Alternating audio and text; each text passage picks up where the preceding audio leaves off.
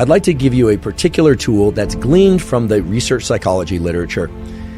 With each repetition of a habit, small changes occur in the cognitive and neural mechanisms associated with procedural memory. So I just want to talk for a second about what procedural memory is.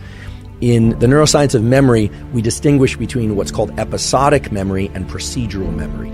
Episodic memory is a recall of a particular set of events that happened, whereas procedural memory is holding in mind the specific sequence of things that need to happen in order for a particular outcome to occur. So think of it like a recipe or a protocol, or if for the sake of exercise, it's like sets and reps, or a particular course that you're going to run or cycle, or the number of laps you're going to swim and how you're going to perform it.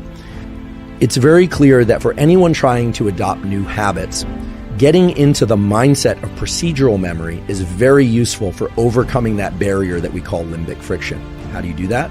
Well, a simple visualization exercise, or it doesn't even have to be done eyes closed. Oftentimes we hear visualization exercise, you think about sitting in the lotus position, eyes closed, and trying really hard to visualize something. It doesn't need to be anything like that. It can simply be, if you are deciding to adopt a new habit, to just think about the very specific sequence of steps that's required to execute that habit.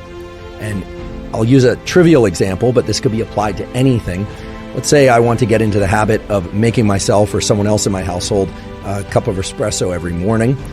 I would actually think through each of those steps, walk into the kitchen, turn on the espresso machine, draw the espresso, walking through each of those steps from start to finish.